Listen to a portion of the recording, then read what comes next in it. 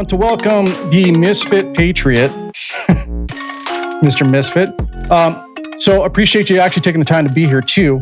I know you've been around lately. You've been on Piers Morgan. You've been on a bunch of other podcasts doing debates, etc. As we kind of discussed offline, I really wanted you here because I wanted to give you the opportunity to explain yourself a bit more, because what I've seen is a bit, I'll just say this. I've seen other people's fan base or fanboys basically get behind the other person or whoever and really bolster them up to try to make you look bad. And in my opinion, I don't think everything you say is a bad opinion. I don't. And I just don't think you're given enough air to breathe, right? Or enough room to actually say what you got to say. So I just want to get to know you and just get to know like where you're actually coming from. And I will bring up some of the things that were, I guess, controversial, especially if you're paying attention to social media, which is another world in and of itself, right? So yeah, with that, I just want to start with this. I am going to get into the Iran-Israel thing because that was pretty recent. You have a lot to say about that. But I want to start with what's going on with your, I wouldn't say beefs, but your squabbles lately. For example, with like Dave Smith. You said some stuff about Laura Loomer, which I can understand. But can you explain a bit what's going on between you and Dave? I mean, Dave kind of tries to dismiss you, but you seem to not let him get away with everything that he says. Yeah. Can you elaborate on that for me? Sure. Dave's just like everybody else that I call out. When I see hypocrisy online, I usually call it out. I don't care if it's on my side. I mean, look, I spent years calling out the hypocrisy of the left because it's easy. It's literally like fish in a barrel. And I've noticed recently, pretty recently, that there's this wing of the right that's adopting this, double standard, whataboutism, and I would classify it as woke ideology. Like, so there's this debate about, James Lindsay, myself, and some others adopted this whole woke right a framing tactic, and a lot of people are like, woke means left. No, woke actually just means oppressor oppressed ideology, where it's basically like there's a they out there that's responsible for all of your problems, and you bitch about it, and you don't have no personal accountability. The right has never adopted this, but until recently. So I've been calling out the quote woke right, and I think that I don't know if Dave is necessarily woke right. He's definitely fucking woke, because he's got this this ideology where there's this boogeyman bad guy, the American government, the Israeli government, this, that, and the other, and under the guise of morality and libertarianism, he thinks that he's got this moral superiority over others. So that's just a little intro into why I'm calling anybody out. But as far as Dave Smith specifically, what I've noticed about Dave Smith is he's got this debate me bro shtick. Now Andrew Wilson has this same thing. But Andrew Wilson, I would say, I disagree with him a lot. But Andrew Wilson, I would say, actually should be in that space. Right? Andrew Wilson's smart, articulate, well-read. He goes after the substance, whereas Dave uses gaslighting, narcissism, and abuse techniques to bully, berate his audience, and he usually does it under a platform where he's got the home field advantage, like on Piers Morgan or on Joe Rogan or on his own channel. I've really not seen a lot of substance from him and others where they're actually arguing in good faith.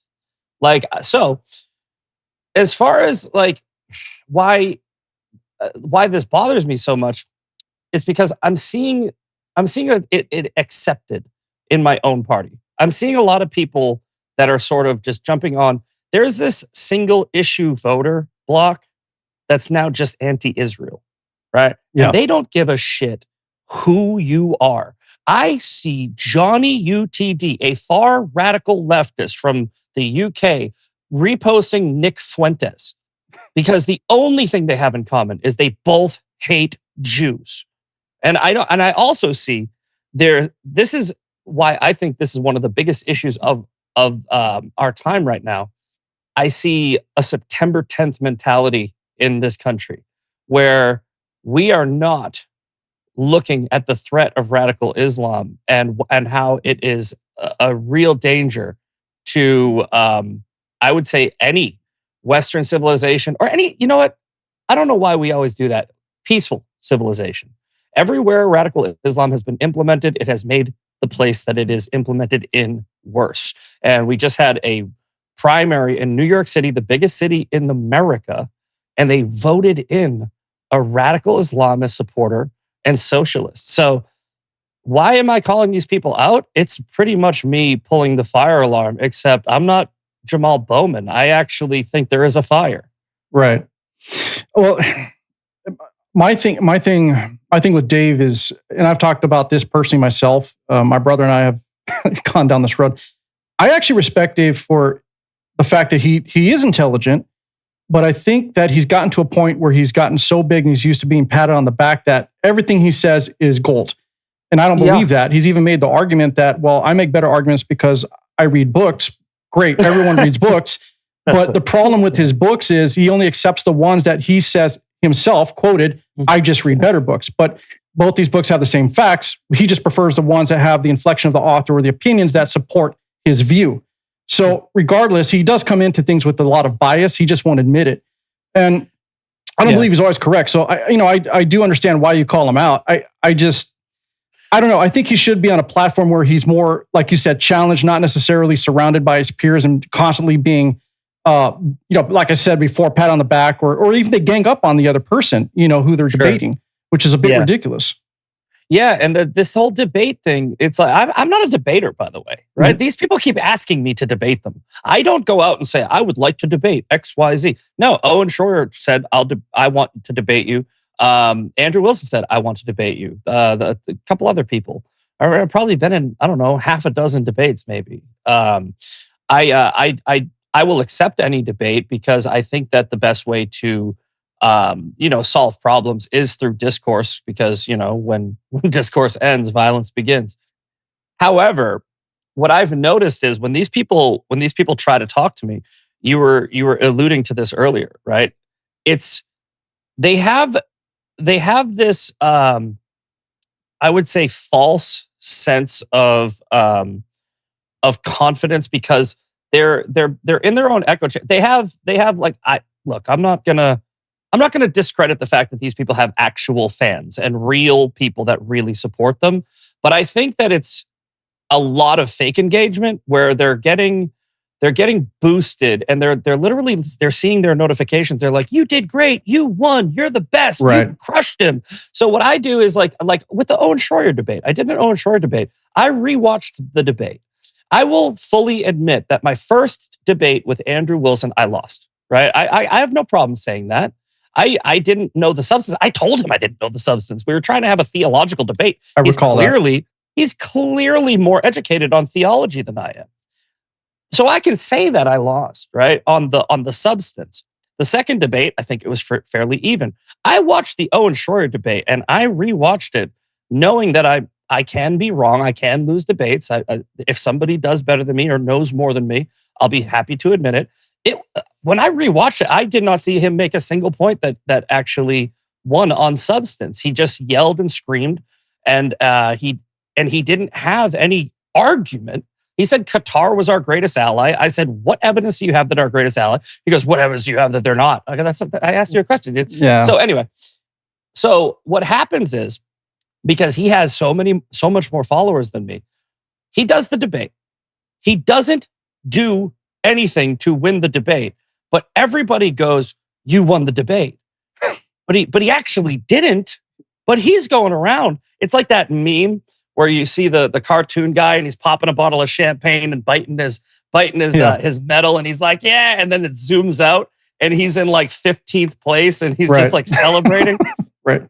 And I think that that's what's going on with Dave Smith. I think that he's literally like people are stroking his ego. And again, he might have real fans, but I think that a lot of it is, it's manufactured because there are people out there with an agenda that want to frame a narrative, and they will jump in and they will throw a bunch of bots under one person's post. And you know what? Also, to the point that we made earlier, when he's going on these platforms like Piers Morgan, Piers Morgan had Dave Smith on one side. He had the person that Dave Smith was supposed to be debating on the other side, and he's supposed to be in the middle as a moderator, right? Piers Morgan joined in on one side of the argument for an hour, and they tag teamed two different women. Yeah. Where it was when you have a debate that's 1 hour long and two people are talking over one person, that person like is going to get maybe, I would say, a maximum, if it's a fair debate, 33% of the airtime. But she didn't even get that. She probably got 10% because they just wouldn't stop filibustering, interrupting. And then Dave literally in these debates, I don't want to make this whole podcast about Dave, but you asked, Dave in these debates, he goes, before the fucking debate's even over, he's like, I won. Well, I won the debate. And I did ask because I want to know, I want to know where you come from. I know where I come from. I know where a lot of people come from. In my opinion, I think, okay, the deal with people like Dave, for example, comedians, they're trained to be very quick, witty, snappy. They're comebacks, right? They think quick, they react quick, they talk fast. Dave was on national. I think it was on Fox or whatever. I forgot which news network it was. He would come on as a consultant or someone who would, like a talking head, basically once in a while, like a contributor or something. Yeah, basically. But we can't lie to ourselves. And I'm going to say this flat out: Dave would not be where he was if he wasn't Joe Rogan's friend. Period. Exactly. In my opinion, I'm getting very tired of these comedians thinking that just because they're witty on stage, that they suddenly are authorities when it comes to politics and geopolitics. The guy doesn't know shit about geopolitics. No, and Douglas Murray did a really good job of pointing this out to him, and you can tell it left a mark because Dave is still talking about that He still debate, won't shut up about it. Yeah, he's like, I can't believe this appeal to authority, and then he makes the same appeal to authority to other people. He just came out and called out Rob Schneider, and he goes, "You're a comedian, you don't know what you're talking about." And it's like, bro, right, dude, what's up, Dave Murray?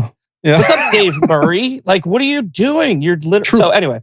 And again, like, so Dave is a good general, like he's a good figurehead to sort of focus on the overarching broad issue of this false sense of confidence and how we're bolstering the dumbest voices who are not making actual intellectual arguments, but instead are dominating the clout market, where they are getting boosted, they are getting fed positive affirmations for nonsense. Meanwhile, what they do is they try to beat down and silence anybody that's actually making an articulate and well-rounded argument. Like, Elika, I think her name is, the girl that was on the debate with Dave. Right? She's look, you had two lawyers, right? You had an international lawyer. You had a lawyer. You had an Iranian who actually knows about the Middle East because wasn't she also a journalist? Yeah, she's overqualified for this conversation. Right. And you have Piers Morgan who brings on Natasha Hausdorff, right? Who's again an international lawyer, way overqualified for this conversation. And all they do is scream and shout her down. Don't let her talk, gaslight, abuse. And then they just go, look at what we did. Right. And it's like, you shouldn't be proud of this, Piers. And also, one final thing that I was going to make a video on this. I got busy with work and everything. But before that debate that Dave was just on Piers, they had on this guy who's supposedly a professor at Tehran University, which is essentially meaning he's a Iran spokesperson. He's an IRGC spokesperson. Okay. Let's just call it what it is. He's a terrorist, right? He's an actual terrorist, right? There's no doubt about it. Piers Morgan asked him, he goes, are you proud of what Hamas did on October 7th? And he goes, yeah. Right? He goes, yeah. I mean, he goes, because, and then Piers is like, they killed Holocaust survivors. He's like, well, just because you survived the Holocaust doesn't mean you're allowed to settle in someone else's land. And it was like blatantly obvious that this guy is a terrorist, right? Right. And then Piers goes to Dave. Piers goes, I think he made some good points. I obviously don't agree with the bad things he said, but I think he made some good points. What do you think? And Dave's like, yeah, I think he made some good points. And I obviously don't agree with the bad things he said.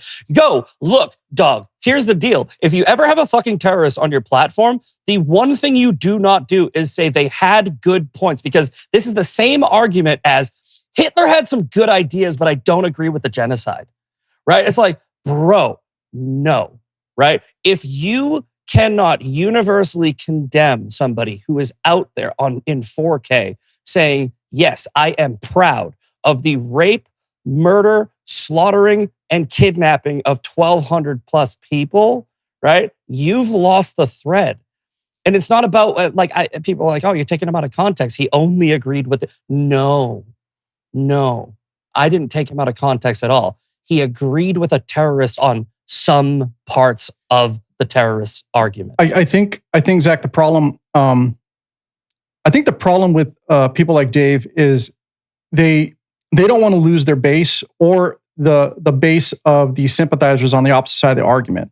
They're trying to play the middle as much as they can so that they're always relevant and they're always, at the top of social media posts or whatever it is that they get their, whatever works for them. But Piers Morgan, we'll get off this in a minute, but the reality is if you're going to be a moderator, you need to be a moderator. You're not supposed to jump in and gang up. And that's what I saw with that other debate when you're talking about Orwin, I forgot his last name. Owen Schroyer. Yeah. It was a 3-on-1. They had too much. When we started that debate, there was 2 other people in the little boxes. And I go, am I debating 2 people? Right. And the guy goes, oh no, I'm a second moderator. I'm like, you need 2 fucking moderators? I saw that one because, I did watch a few of your debates because I wanted to see, I see the chatter and I was like, okay, let me see where he's coming from. Let me see what happened.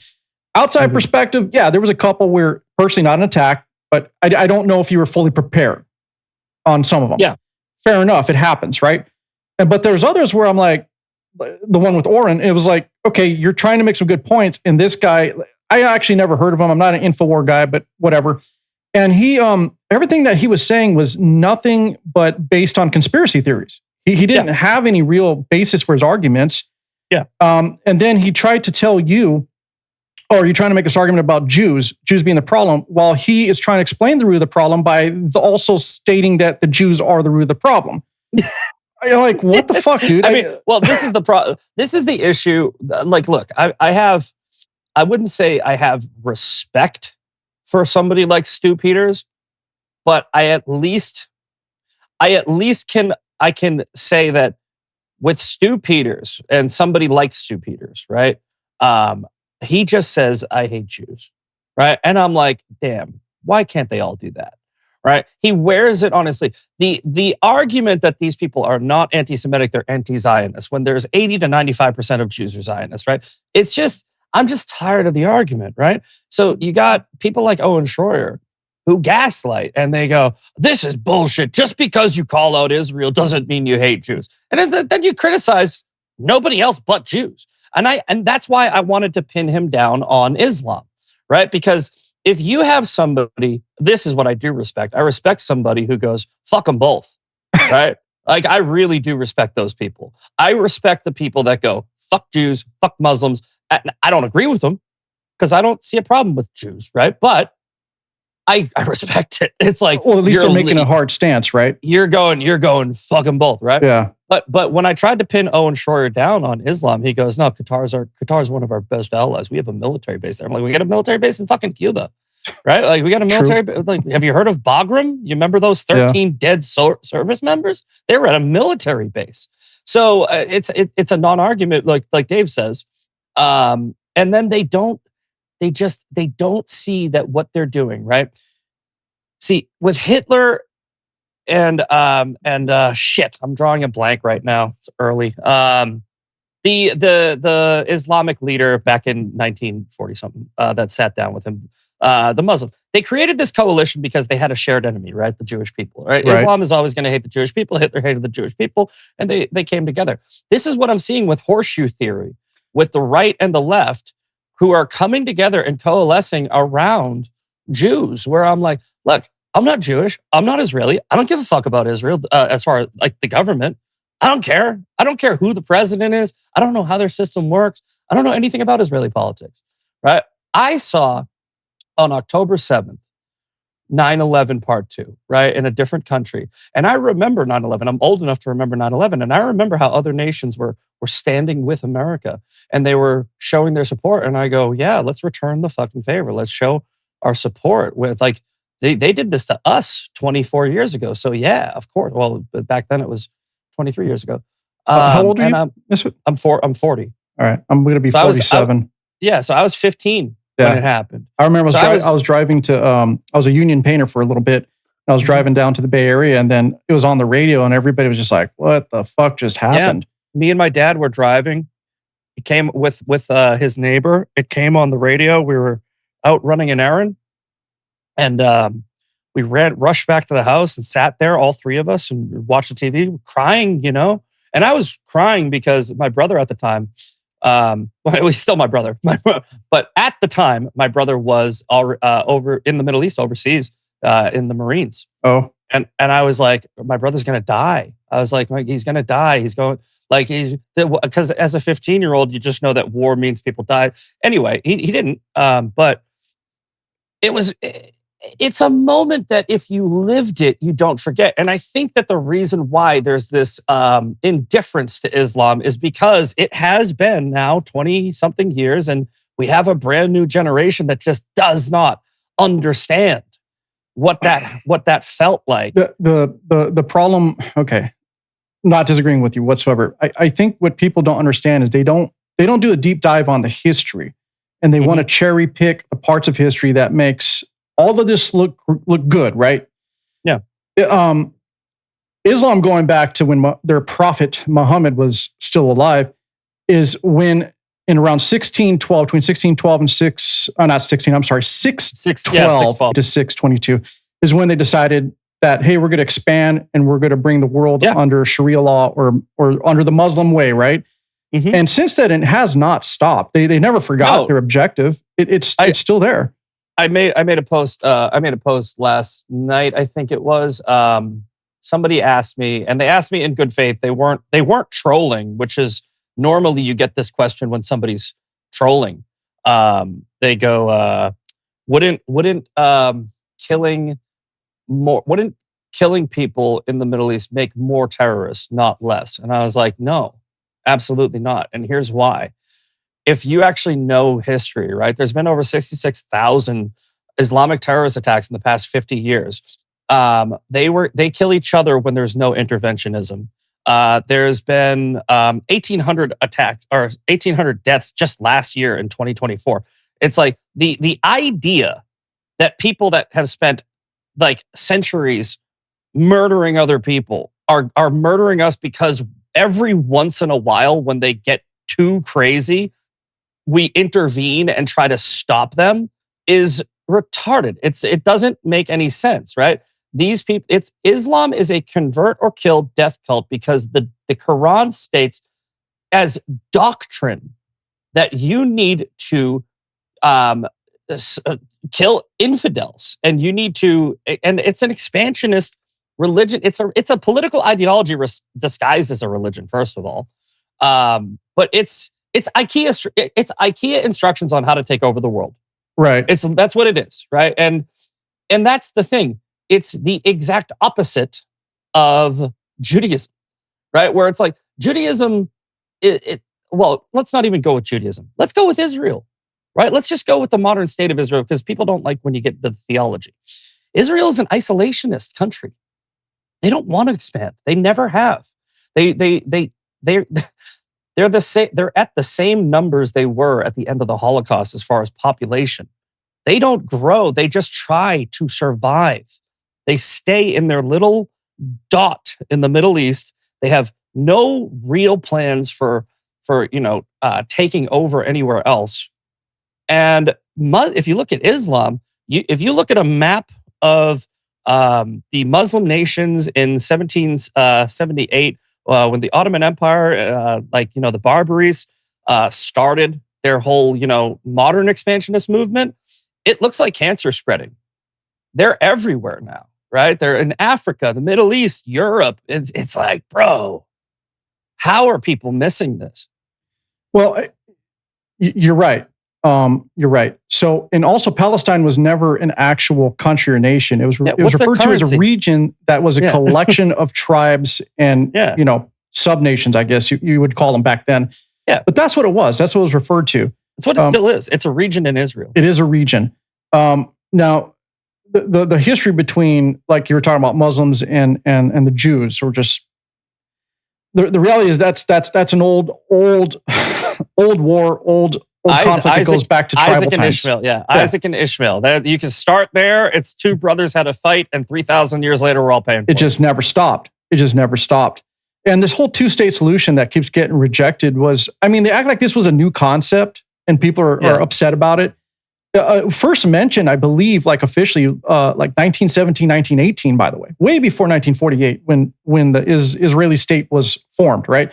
Mm-hmm. And then it was introduced again, 1937, and then from there it just continued. I believe in the late 90s and 2000s, it was continually pushed and introduced, but constantly rejected because they don't want their piece of land, like they say. They want the whole area. No, it's well. I mean, look, river to the sea is what they say, right? They've rejected the two-state solutions. They've started every war since the Arab-Israeli War in 1948. There's been the talking point is Nakba, right? Nakba was a reaction to the initiation of the Arab-Israeli War, which the Arabs started. And you want a two-state solution? I have one. There are already two states, Jordan and Israel. Put these people in Jordan, because I did a debate where the opposition leader to the king of Jordan told me straight up, he goes, "We'll take them." He goes, "Absolutely." You know, that was the original proposal. They're Jordanian anyway. Proposal. The original proposal was when that split happened, was Palestine was literally part of Jordan. It was supposed to be part of Jordan. But a lot of people argue, well, they're not the same Palestinians. They don't have the same culture, same whatever. Great, but there's diverse cultures in Israel. We have diverse cultures here. That's the Middle East in a nutshell. It's literally just a bunch of different iterations of Muslim. You know, like look at Iran. Iran. It's not. I hate when people do this, and it's ignorance. Dave Smith does it. A lot of people do it. Owen Schroyer does it, where they try to compare two different regions in the Middle East, like it's all the same. The Iranian people, there's so many. I would say the majority probably are against the IRGC and the Ayatollah. Yeah. So you don't have the same dichotomy as you do in Gaza, where Hamas has an overwhelming support of the Palestinian people. They took part in October 7th. The people did. They do. They do to a degree. So there is definitely opposition, and they're silenced and killed if they speak out. But I'm saying the percentages are way different. No, okay, I'll agree with you there. What I was going to say is when Hamas came into power, though, they were originally voted in as the governing body to represent the Palestinian people. Correct.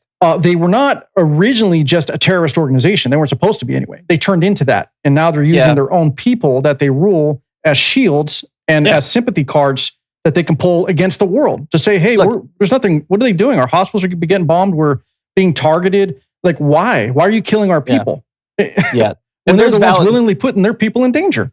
Look, there's valid criticism for Israel's part in funding Hamas. There's valid criticism for the CIA and George Bush going through regime changes in the Middle East and causing these people to do these things, right? But just like I told Owen Schroyer, I don't fucking care, right? Because once you look, like these people, they constantly try to find the root cause, which doesn't change the fact that in this moment, we have a terrorist organization doing terrorist shit. Do you think figuring out why it happened and telling them they're going to be like, oh shit, I'm sorry, man. I didn't realize we didn't have to cut people's heads off. No, they're doing these actions now in the current moment, right? And yeah, like, cool. Find out who killed JFK. I don't give a shit. He's dead. All right. Like, what are you doing now? We don't even know who tried to kill Trump.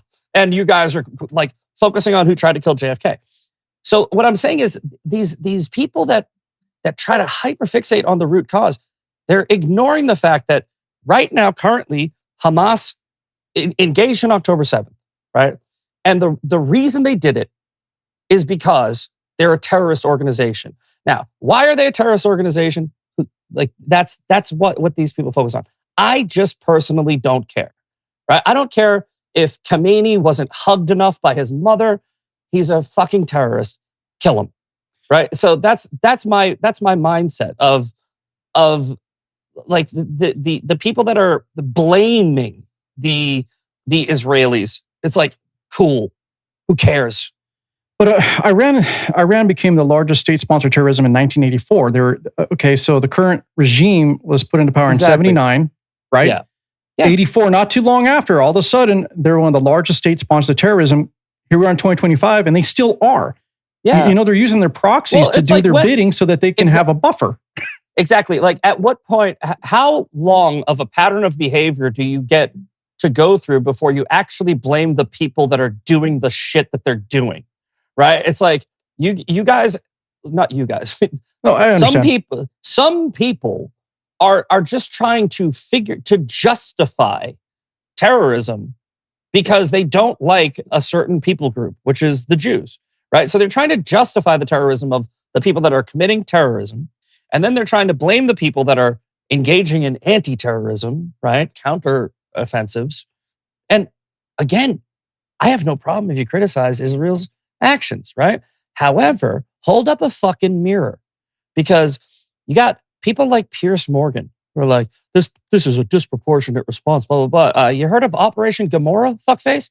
Right? Like, Operation Gomorrah, the Royal Air Force, in conjunction with the Allies in the United States, dropped 9,000 tons of bombs on Hamburg, Germany, and they killed 40,000 civilians, innocent civilians. They didn't care. Another 40,000 were injured. Another 250,000 were displaced. Nobody called it a fucking genocide because the Nazis needed to die, right? Like, so I don't understand how we've got this revisionist history of current history of right now what's happening, whereas you have actual history that they just ignore to use as. Rook, let me interject. I think the issue is, Zach, is that the woke right, as you call them, I think they're just holding fast to kind of to America first. They say they are, but then they're not. But then they are. I think they pick and choose for whatever suits them, depending on who they're talking to. But what I see is nobody wants to go to war on the behest or behalf of another country right now, especially Israel. And a lot of people do not like the fact that the United States seems to be bleeding money, right, by funding all these other nations. It's a fair. And I understand that. When it comes to Israel, if we're looking at the USA numbers, there was signed into law basically that we, at a minimum every year, give them $3.2 billion. That's not the full amount we give them every year, but that's the minimum. They're supposed to use that to buy weapons and military aid, whatever, from us. But at the same time, we give above and beyond that $3.2 billion every single year. So I see where people are upset with that. Now, they do offset that, right? But I don't like it. Look, here's the deal. I'm going to agree with people on this one, right? That disagree with me on Israel, right? Like in general, right? I don't see why we do that. It's basically money laundering. It's like, we give them the money, then we say, give it back to us. And then, it's a weird system of foreign aid. And we do it with other countries too, by the way. It's not just Israel, right? We do this with Islamic states. I mean, we fund over 200, I think it was 240 countries and territories every single year.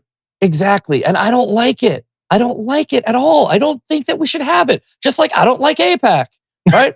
My issue is, why the fuck are you bitching about one and not the others, right? Or just don't bitch about. Look, here's the deal. If, like, I don't know if you follow Steven Crowder. I like Steven Crowder's argument, right? Steven Crowder usually comes in and he goes, AIPAC gave money to Hakeem Jeffries. Fuck AIPAC. But it's like, if you're mad about AIPAC, you should be mad about all the PACs, and you guys aren't. You're only focused on the one that's about the Jews. And I think that I don't think that that's necessarily. And this is what the conspiracy theories will say. I don't think that it's some nefarious favor, like handshaking, back scratching, grand conspiracy. I really do think it's just like a way of laundering money, where it's like nations do this because they can. It's just like slush funds and greedy corporations. I don't think it's that deep. But it is concerning that we give so much money to Israel. I don't think we should. Well, it's already been proven that a lot of this aid, like you said, okay, money laundering. But it's already been proven that a lot of this does come back to other companies where we have Congress people who have vested interest in these companies. Yes. And then they later get a kickback via a, air quote donation for whatever they need. So yeah, there is corruption there. We can't deny that. Look, and that's what I'm trying to say. If you have a problem with government corruption, we are on the same fucking team, man. But call it government corruption. Don't call it Israeli control of the government, right? Because it's not. It's the same level of corruption that the pharmaceutical industry has. It's the same level of corruption that the National Association of Realtors has, right? You think those California wildfires and Hawaii wildfires didn't have some nefarious shit going on? You don't think that there was somebody that was surveying it? You remember after the Hawaii wildfires, how the government came in and was like, hey, we're going to take your land, by the way. Hey, it's burnt down. You don't need it anymore. Yeah. Right? This shit happens, right? And I have a problem with all of it, including the shit that happens from the Jews, right? But I also have a huge problem when narratives are framed because of a political agenda where you ignore one thing. And it's like moral relativism, right? It's like the girl that Elika, I think her name is, that was just debating Dave Smith, was trying to articulate this point where it's like, have a problem with all of it or have a problem with none of it. Because if you hyperfixate on one thing, you're being disingenuous. Agreed. I believe the issue that a lot of people have with the U.S. involvement in the Middle East is trying to force Western ideals onto Middle Eastern principles. Yeah, it's never going to happen. It's not. We're just too far apart. I mean, we have some ties, as you said before, with Israel because of the Judeo-Christian, principles or outlook, right? But it's not the same. The West and the Middle East are not exactly the same. They're not, and they're not good. We really do need to separate the cultures, right? It's just like you need to separate them in Gaza. You need to move those people to Jordan, and we need to do the same thing. I have called for a Muslim ban in America for a long time, not because I hate Muslims, right? I don't think that it is oil and Islam, yes, and a Judeo-Christian or even Western civilization cannot coexist. They just can't, right? Because their ideology is to change our ideology. Our ideology is not to change their ideology, right? Not in modern times anyway. Well, as Christians, you're supposed to preach the word of God, and hopefully, understood, people come to Christ. Well, right? I'm sorry, I was kind of referring to like the Crusades, and then the Roman times with the Catholic Church funding. Yeah. That's why I said not modern times. More, I mean, dude, plenty of people have died in the name of Christ through wars. In the name of religion in general. In the name of religion in general. But I'm talking about in 2025. Yeah. Right? Like in 2025, you have countries in the Middle East where they can still stone a woman to death. Yeah. You have countries in the Middle East where they can still marry an 8-year-old. Right? Like this is not going to mix with modern civilization in the greatest country in the world. No. And you mentioned Judeo-Christian values.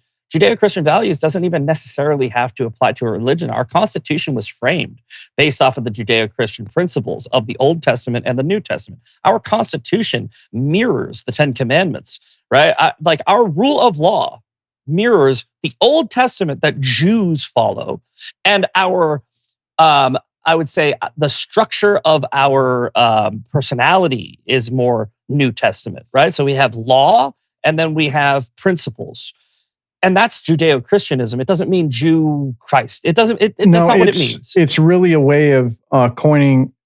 It's a way of terming the relationship between the original Jewish beliefs and Western Christian values, and how they somehow meet, because both sides got entangled, the West and the East, through those principles.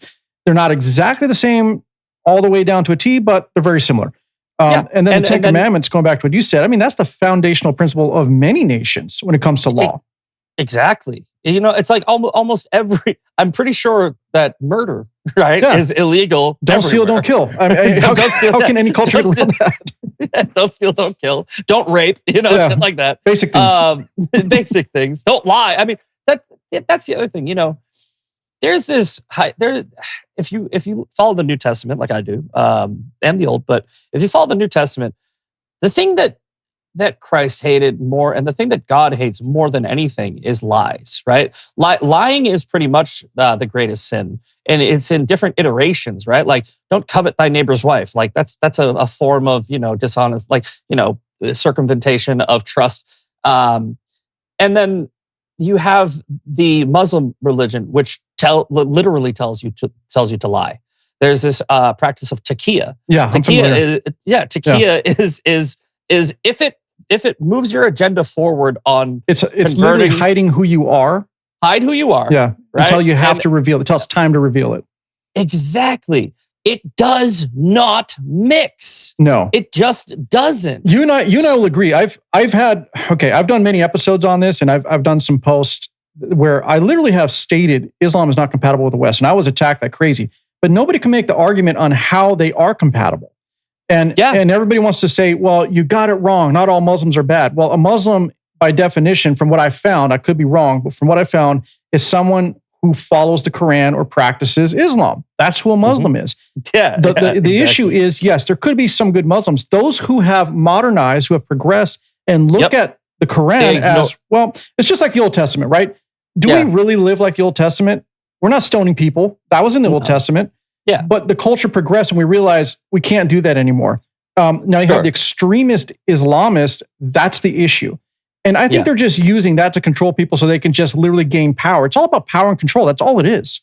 Well, this is what I told Owen in our debate, right? There's about 2 billion Muslims, right? And growing. And growing. Yeah. And let's say 10% of them, right, are extreme, which it's more.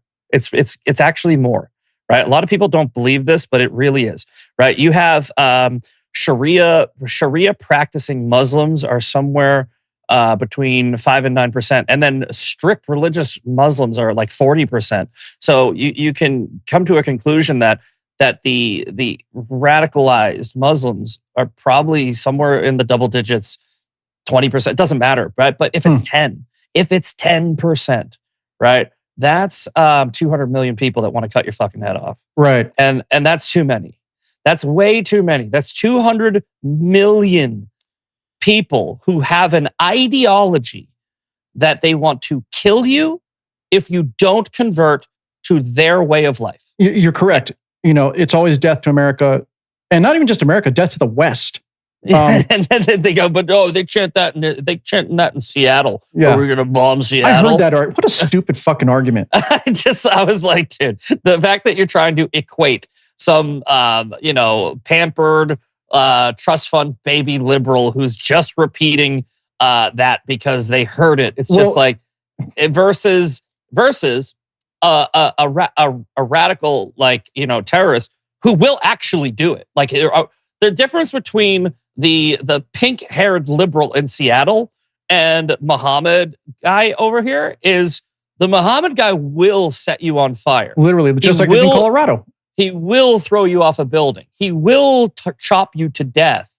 And the whole time, he will be screaming Allahu Akbar. Yeah, I forgot the individual, but the one that just tried to burn those Colorado. Yeah. With the Molotov cocktails. His name was Muhammad. Yeah, right. It's like I'm like, you can't draw that motherfucker, but you name every kid after him. You just can't. Let me make a point that backs up a little bit about what you said. So, extreme Islamists have been tied to terrorism. I mean that's the whole basis and foundation for their movement. They dominate the market. Yep, I'm going to go to some facts and data because we're talking about possible attacks here in the U.S. What people are ignoring, they're saying you're full of shit, whatever. I have the terrorist screening data here from Customs Border Patrol, 2025 alone, and this is what the TSDS is. It's the remind me. It's the terrorist screening data system. Yeah. So this has all the known terrorists, the people they know are terrorists. Mm-hmm. So the number they apprehended that they knew of, that they actually caught so far in 2025 of known terrorists is 772 just this year so far. That's enough to put about 15 or more terrorists in every single fucking state of the United States. And we've seen how small groups of terrorists can do a lot of damage. How many did it take to pull off 9/11? oh, the CIA did it. A handful. Yeah, the CIA did it. It's like, I don't even care. And that's the other thing, right? This whole dismissal, right? This whole deflection of, well, 9/11 was an inside job. It doesn't negate the fact that the terrorists got on a plane and flew a plane into a fucking building. Yeah. It's like, you can't force somebody to do that. They wanted to do that. Well, what's crazier is there was, sorry to cut you off. No. What's crazier is I know people literally, and they've been guests of mine, that were in intelligence, literally working for the Army. This is their job. They're in intelligence. Yep. These guys, one in particular, literally told me the story how they were giving fair warning to the government about the chatter around 9/11 that had nothing to do with our own government. It was chatter by terrorist organizations. And then the dismissal of the 2 terrorists that were taking flight courses and training in what was in Florida. They didn't care about landing the plane. They were training in America. So look, my brother, I told you how my brother was in the Middle East when 9/11 happened.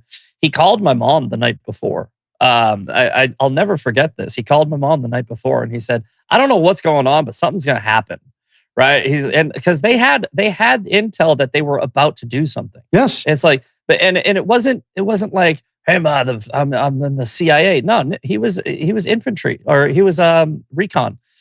So he was force recon, and at the time, I'm not even sure that he had even completed the special forces training. So he might have just been a grunt.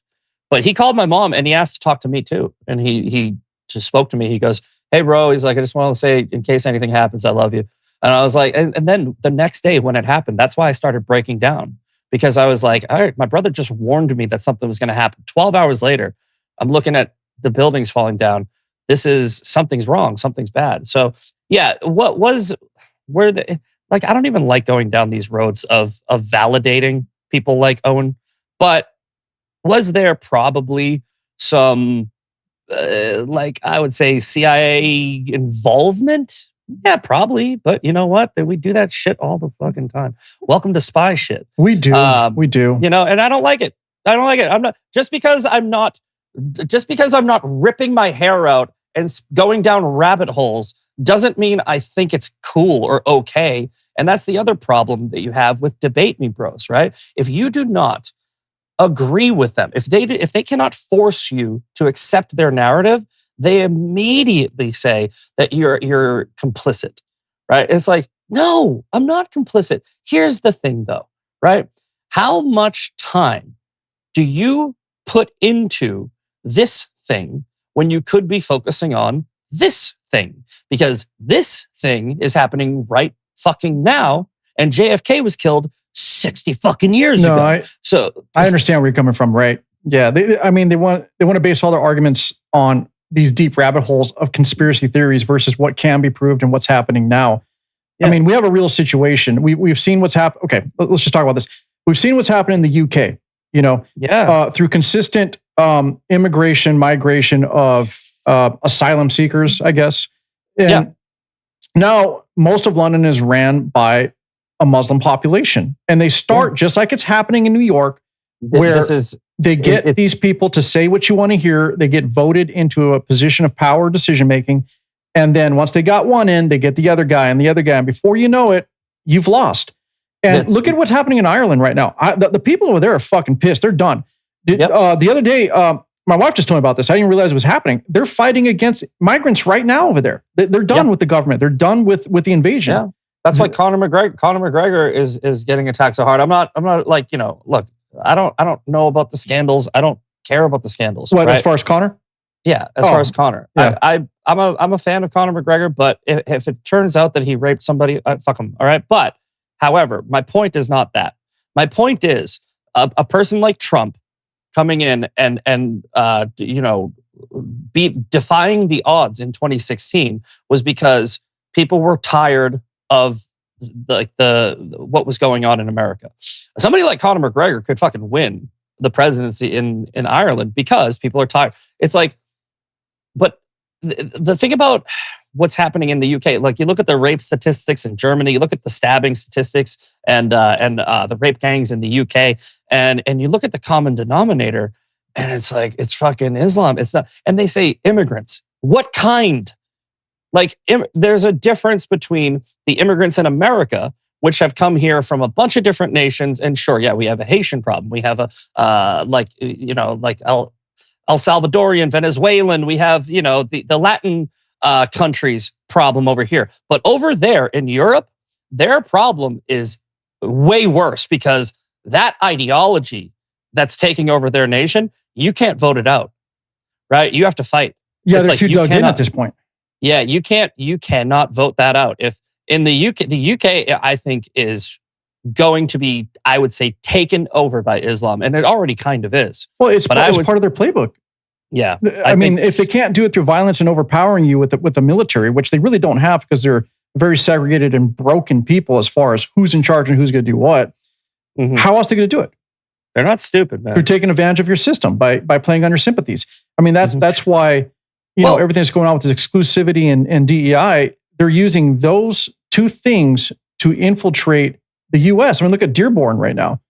It's basically Somalia. Well, exactly. And they even tried to change the flag so that it looked more like the Somalian flag. And, I know. And I'm like, guys, look, here's the deal. This whole anti-Israel woke right movement where it's like AIPAC, blah, blah, blah, the fucking conspiracy theories. The irony that the majority of these people continuously talk about, this is a distraction. You're being distracted. You don't understand. Look, you don't see what the real picture is. While they don't understand what is actually going on, they are being played, right? They are useful idiots for a cause. And I think the cause is Marxism of accuse your enemy of what you yourself are doing, right? So all of the, and Douglas Murray said it, that quote, I think it was Gail something, show me what you accuse the Jews of doing, and I'll show you tell me what you accuse the Jews of being guilty of, and I'll tell you what you're guilty of. Oh, okay. Right. So Islam and Iran and all that stuff, they're committing a genocide. They're trying to take over. They're doing this. They're doing that. And it's like, bro, that's exactly what Islam is doing literally everywhere. Yeah, it's either you convert or you die. Everything you're saying, the Jews and Israel, a country, by the way, I always have to bring this part up.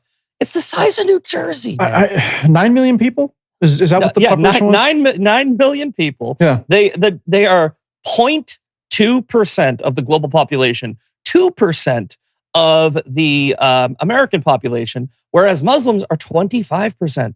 Right? So we have based off of numbers and statistics, language, rhetoric, like the amount of terrorist attacks, we have a fucking huge Muslim problem and a very, very tiny Jew problem, right? And there is a problem there. There's the AIPAC thing. I just hope, I already know everybody's going to watch us and say we're anti-Islam and, Islamophobic. You're fucking right, I am. And I'm not even going to, look, here's the deal.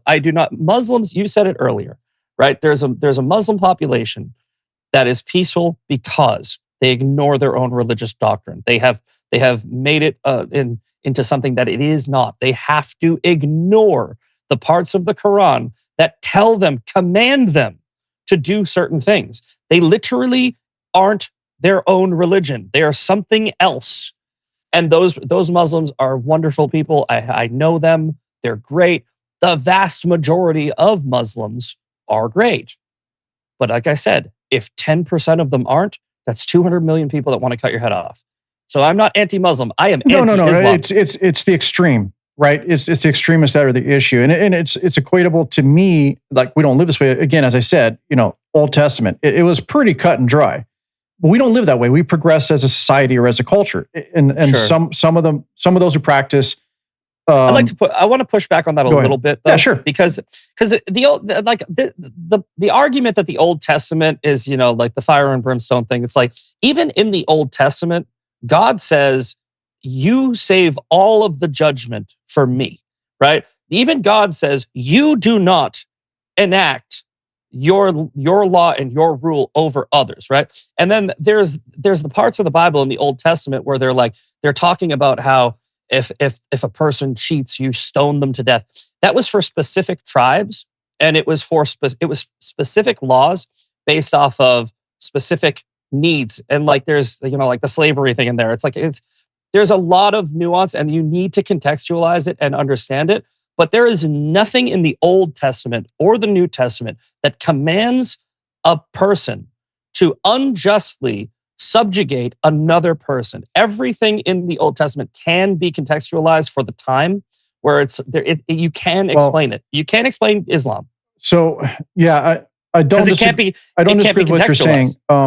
Old Testament was okay. This is what I look at the Old Testament as. It was literally instructions and laws to keep a tribe together that didn't have a land.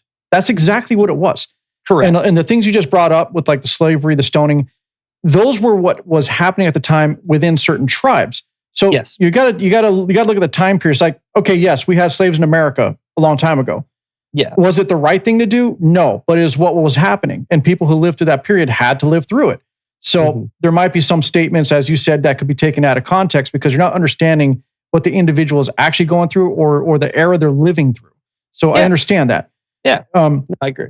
And but then again, like I said, the Quran, you can't, you're not allowed to contextualize it, right? Like in their religion, you don't get to have your own interpretation. Exactly. Yeah. So if you don't get to interpret the Quran, but you can interpret the Bible, then we have a big problem because, like I said, it's IKEA instruction. It's A goes into B, right? B goes into C. And you kill or convert any infidels, and I'm like, yo, that's the problem. Look, that's why I say I 1000% have a problem with Islam. I do not have a problem with Muslims. Islam is the religion. Muslims are a people. There's a problem with the system. That's not me being like Muslim phobic. That's 100% me being Islamophobic. Well, let me ask you this before we move on from this topic. I mean, because look, there's never going to be an answer to this, but there really isn't. You and I, we agree on a lot of this. Some people are going to oppose it. But as you said before, I mean, there's a 3,000-year-old religious war, regardless, in the area. And everybody wants the Holy Land. Everybody has a claim to it. Until Jesus comes back, it's not getting solved. Right. But I'm going to ask you this. October 7th. I believe Israel had a right to retaliate. They should have. Anybody should. We would have. We probably would have obliterated them. We would have done way worse. Oh, I know for a fact we would have.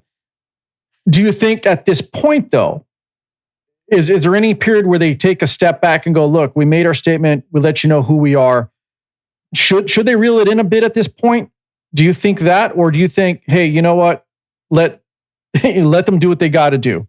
It's a good question, and it's a valid question because it has been over a year and a half. But again, what I will point to is in the Ukraine-Russia war, I think it was 7,000 soldiers died last week or the week before or something like that. Is anybody telling them to rein it in? Is anybody telling them to pull it back? It's a war, man. It's like, and listen, I don't know the ins and outs of the military operations going on in Israel. I don't know why they are doing what they're doing, right? And if it turns out that they are doing shit that they shouldn't be doing, and I can see the evidence, I will 100% be like, whoa, dude, no. But if we are only going off of media reports and we're only going off of Haaretz articles and Al Jazeera headlines, then no, I don't think that we have a right to tell any other nation how to fight their fucking war, right? Like, and the numbers that people are quoting, I don't believe are the numbers because you have the Ayatollah literally coming out last week or this week and saying, look at what we did. We killed this many people. We did. And it's a fucking lie. He got his ass handed to him. Taqiyya, literally lying is part of their doctrine. So when they say, oh, 50,000 civilians, well, a lot of them women and children, blah, blah, blah, bullshit. By the way, if you take one fucking look at Gaza, any reasonable person will be like, Israel definitely killed civilians. I mean, well, yeah. 1,000%. And do I like it? No. But do I necessarily like that we bombed Hiroshima and Nagasaki? Not really. Am I okay with it? Yeah. because I think that it saved more lives. I think when you take out civilians and your goal is to save more lives in the long run, that's war, and war is hell. So I just don't think that we're in a position, especially with the shit that we've done, to tell anybody to pull it back or rein it in. Yeah, I can agree with that. And I believe that this is where the whole argument of the morality of the situation always comes in from guys like Dave Smith. Yeah. They can argue the morality of it all they want. It's a false binary. It is, but war is hell, as it's been said. War is hell. In war, someone like Dave, if someone ran behind him, pushed him down, started raping him with a broomstick, is he going to try to argue the morality of it? Yeah. When he turns around and slaps him in the face? Yeah. Let's just be real. Well, I mean, he's going to have a reaction. He's going to have a violent reaction. I came up with an analogy a while back. Let me see if I can remember it because it was a good one, but I think I only used it once. Okay, here's October 7th in an analogy form, right? I think it was Anna Kasparin, the Young Turks chick. She made this analogy like there's a gunman holding a gun to your grandmother's head, and the cops show up and they shoot the grandmother to kill the gunman, right? And that's not what's really going on. Here's what really happened, all right? Hamas, the gunman, okay? Right. They actually went in and they killed that woman's whole family, right? Then they took her back to that house where they were holding her hostage. And they locked her in a room and they didn't tell anybody which room she was in. And then from the window, they went out and they yelled, "I'm going to do it again over and over and over again. And as soon as you leave, I'm going to kill the rest of her family and I'm going to kill your family too. And I'm going to do this and I'm going to do that." And then at a certain point, when do you blow up the house? Right? Like when do you say, "Hey, look, shit. I mean, we don't want this to happen again." And sure, and by the way, the hostage in this situation, the analogy doesn't really work in her interpretation because she's saying that the hostages are the Palestinian people and the real hostages were the actual Israeli people. But they're using human shields while constantly saying that they're firing rockets also, by the way, right? And yeah.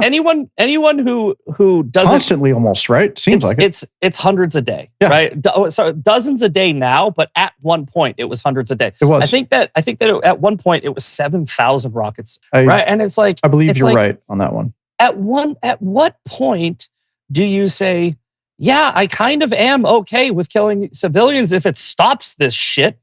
And that's my argument. Is it a moral one? No. Is it a pragmatic one? Yeah.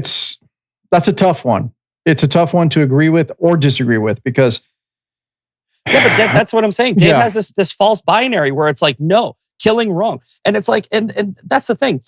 The woman that he was debating on, Piers Morgan, she goes, "You're trying to make an equivalency between these two people, right? Israel and Gaza, or Hamas, I guess you could say, right? And it's like that's like trying to make an equivalency between a cop and a robber because they're both pointing guns at each other and they're both in fear for their lives.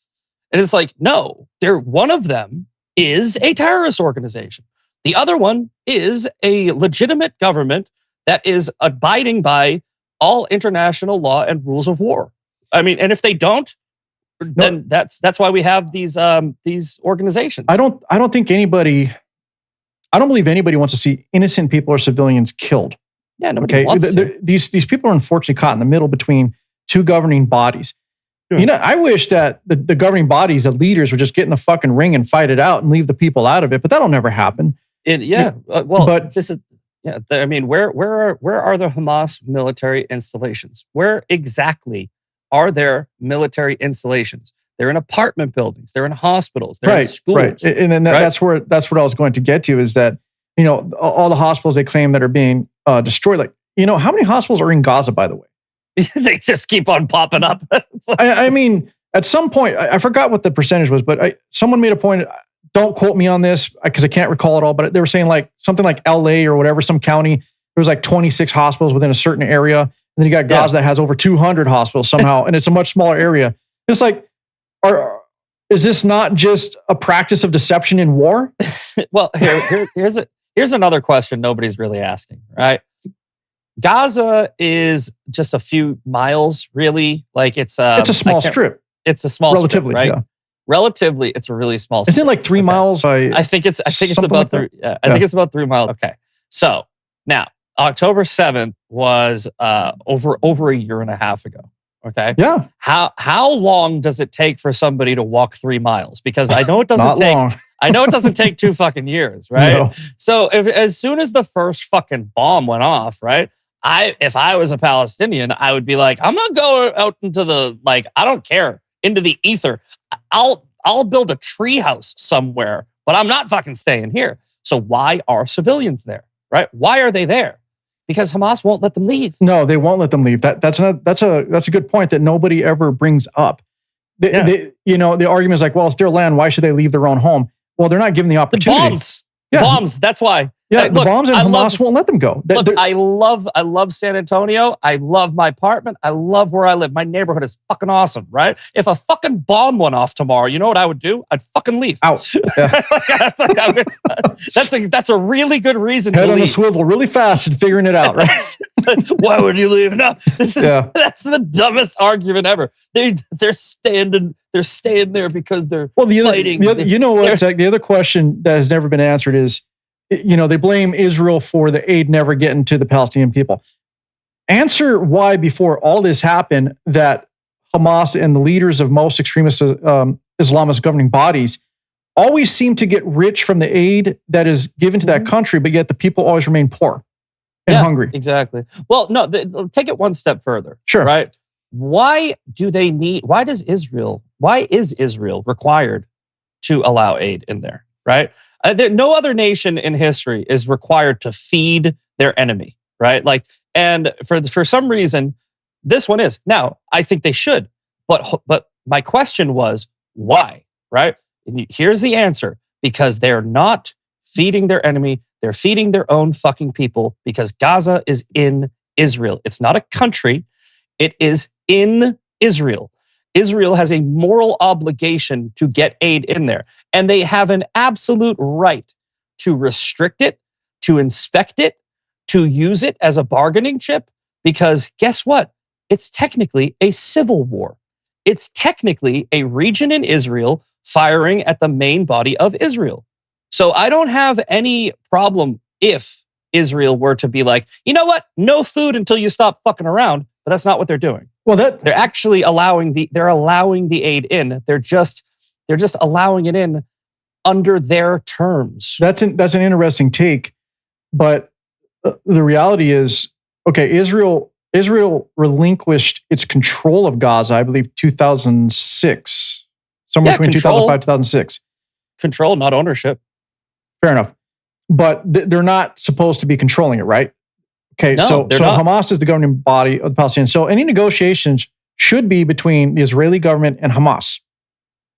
Yeah, they should be coming to the table to say, hey, we need water, we need electricity. Where are we going to get it from? We're kind of cut off. Can you help us out? But they don't do that. So I get your point, but it's all about optics, I believe. And that's the bigger reason I believe that they're being forced to do this. Do they have to? No, in war you don't have to. But I think it's really comes down to what you said. It may be them taking care of their people, or just realizing, look, there's innocents here that shouldn't be caught in the middle of all of this. And I believe that they see that. The world sees that.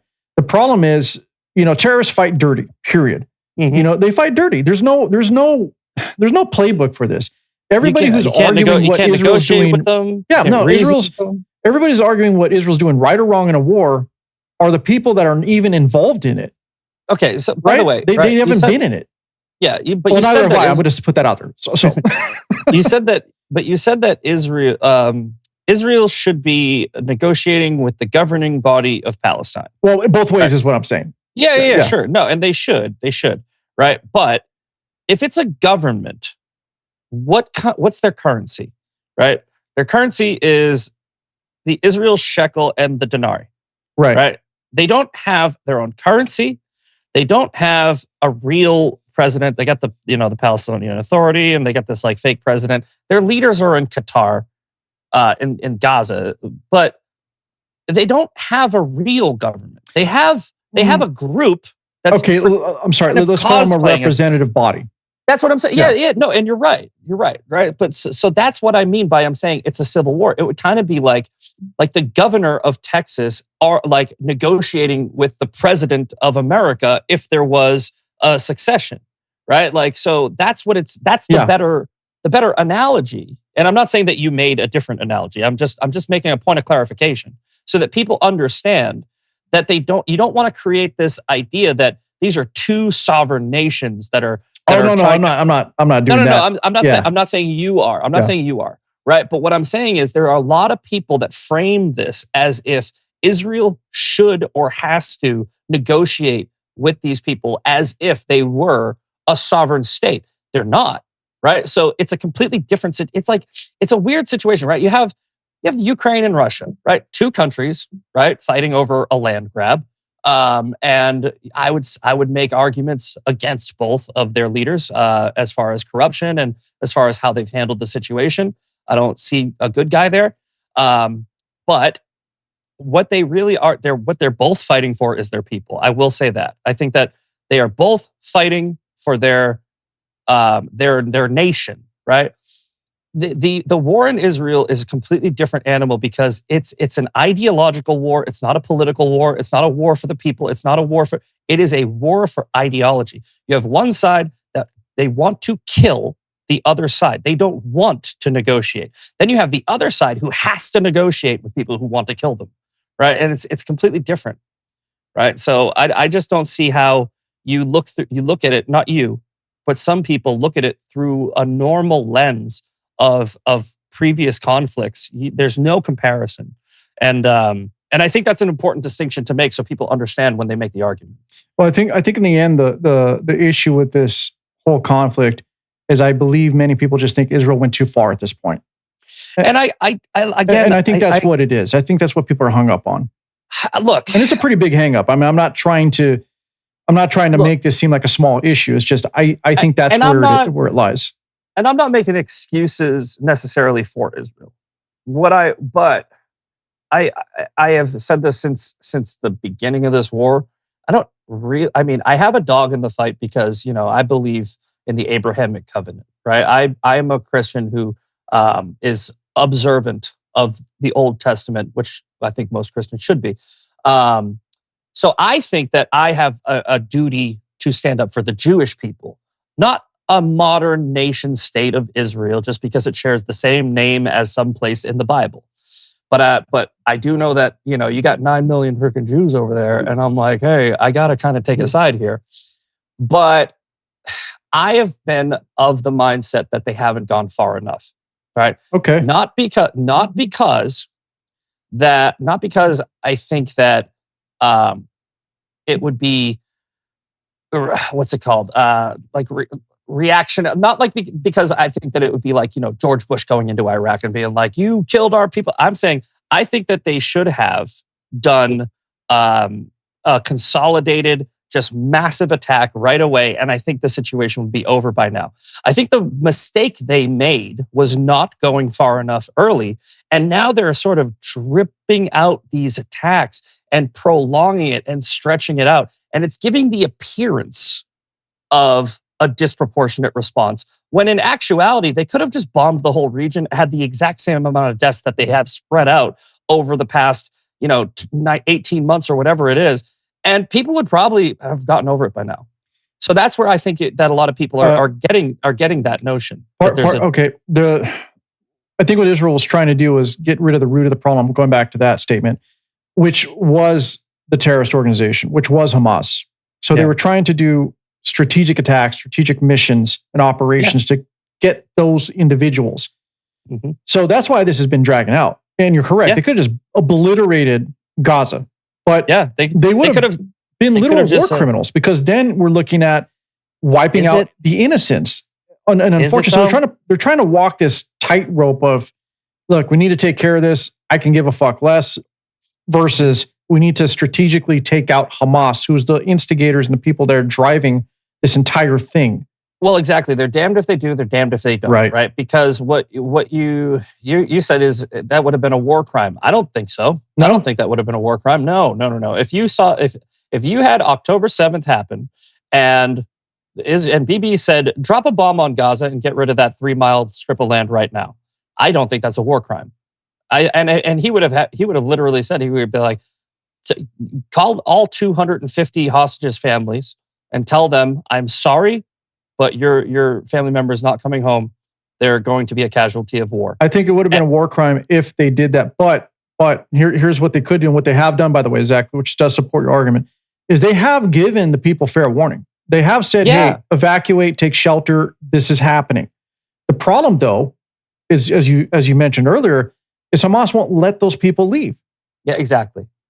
Yeah, so again, it's an impossible situation. John Spencer breaks this down in several different articles that he's written, where he talks about the complexity and how this has never happened before in any modern warfare, where there's been some comparisons to embedding in civilian areas in Nazi Germany, et cetera, but this level of consolidation while simultaneously not allowing the people that are there to leave with the intent of having them as human shields, it's never happened throughout history. So Israel's negotiating something that's never been, they're navigating a course that nobody's ever gone down. And I don't know. I think I don't think, again, that we have a right to play armchair quarterback when they're the ones that have to decide what's best for their sovereignty. Like again, we literally bombed. We bombed Hiroshima, and we said to the Japanese, "Are you done?" And they said, "No, fuck you." And then we bombed Nagasaki, and we said, "Are you done now?" And they went, "Yeah, all right." Right? So I don't understand how it's a war crime when you can justify the same justification that we used in that operation. More people will die if we don't do this. Okay, hold on. We're not arguing, by the way. What I'm going to say is I think the difference being is we know better now, right? So those bombs that were dropped, Nagasaki, Hiroshima, we didn't really understand the entire situation or what would happen dropping an atomic bomb, for example. We didn't know what the fallout would be. We had no idea the actual impact. We had studies, we had tests, but no one's ever dropped one before. That's why now, everyone's so hesitant to do it again because we know the difference. I'm not even saying that they should have nuked Gaza, by the way. Oh, I'm just saying the difference between that situation is now is really, we know better. We know the ramifications. We know what will happen. Yeah, I mean, you don't drop a nuke 3 miles from your house. Well, no, fair enough. No, but look, like I think that I'm not a military strategist, so I shouldn't even be talking about this because I'm really just opining. I'm just a contractor that's giving my opinion. So, could I be wrong 100%? Am I? There's a huge possibility I'm wrong. I'm a contractor, right? But I read the John Spencer articles. I try to be as educated as I can on this, and I'm offering my opinion because you asked me a question. But here's what I will say, right? I know for a fact that based off of my research that the civilian to combatant ratio in this particular war is either on par or below other comparable conflicts. I know for a fact that Israel is telling these people, I have so many friends in Israel, they're like, they've given me this information over the past 18 months. Israel is sending out leaflets, sending out mass texts, sending out sirens. So every time they try to bomb a target, they do everything they can to give these people a heads up, which is also giving the terrorists a heads up. So I don't see from a 3,000 foot view, I don't see them going like you said, like too far. I see them. I see them trying to thread a very small needle, and I don't know. And hey, look, if it turns out, like I said, if we look back on this in 5 years, 10 years, 50 years, right? If we get all the information after the fact, and we find out that Israel actually was just indiscriminately bombing people and they lied to all of us and everything like that, I'm going to be their first critic because I have no loyalty to the nation state or governing body of Israel. I have a loyalty to the Jewish people because I believe in the Abrahamic covenant, right? And anybody that's doing shit like that some people are accusing all the Jews of, even though it would just be a small part of a government, which probably has corruption in it because every government does, you're not going to get any argument from me, right? I don't have a blind loyalty to anything other than the Bible. And I mean, I would say pretty much the Constitution. Because the two books that I really follow without asking questions are the Constitution and the Bible. Okay. So I'm going to say something that I'm sure is very controversial because this is what I think. I say let Israel start and end their own wars, man. Yeah. If they want to start something, let them end it. If someone attacks them, let them retaliate. Sure. And they're going to have to deal with the consequences on how they handle that. That's my opinion of it. And I understand they're one of our greatest allies and we're always going to be there to, protect our little brother, as they say. Sure. But at the same time, I mean, at what point do you let them just stand on their own? At what point do you just say, look, here's your situation. This is what happened. Do what you got to do. But we always have to get involved. I think that argument doesn't hold water because it's not just their war, right? And it's not just because the same people that they're fighting chant death to America and death to Israel. It's more of our interests are their interests. So I would say that when a lot of people are looking at it like they're our ally, they're our little bro, and they're a friend, so we got to go fight because of them. And I don't think that that's the way to look at it. I think that when they fight somebody, we have an opportunity to jump in for our own benefit. And that's the way I view it, right? Where it's like, hey, man, fucking like, hey, Timmy over there is fucking up that dude that said he was going to fuck your sister. And it's like, oh, okay, I'm going to go over there and fuck him up too. Because I also don't like that guy, right? Here's your counter. Okay. I understand what you're saying because it's true. We do look out for our own interests. Israel is very strategic for us in terms of a military position within the area, period. Mm-hmm. We have a presence with an ally that we don't have anywhere else in the Middle East, not to the level we got with Israel. Sure. But my argument is there has been times where Israel's gotten into conflicts with other nations that might upset the geopolitical relationships if we get involved, especially when we're talking about resources, more to the point like oil, et cetera. So in that I think that's my point. I'm not saying that you're wrong because yes, we do have to protect our interests, but if our ally is putting us in a position that pretty much fucks up the relationships we have or that the negotiations we have with other countries, it kind of does get sticky. At some point, you got to be like, hey, you need to chill the fuck out. Look, absolutely, right? And this is the exact same argument I would make against Zelensky, right? True. Where it's like, look, man, freaking, I don't even consider you an ally, but everybody else does. Right. So, like, look, we're going to get your back with Putin.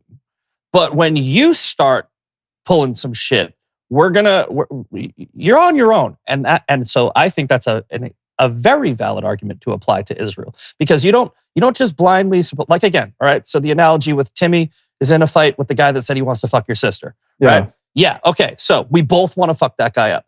But if Timmy just starts getting into a fight with some random dude at the bar who did nothing wrong, we're not backing up Timmy. So that's right. The analogy, right? Where it's like, if Israel's interests align with our interests, then sure, Absolutely. Why not get involved? If Israel's interests do not align with our interests, leave them the fuck alone and let them do it themselves. So there's the clarification. Yeah, absolutely. Okay. Absolutely. Understood. Let's get off this topic for a bit because we've been at it for a while. Sure. And agree. I want to get to some of your social media stuff if you're okay with that. Yeah.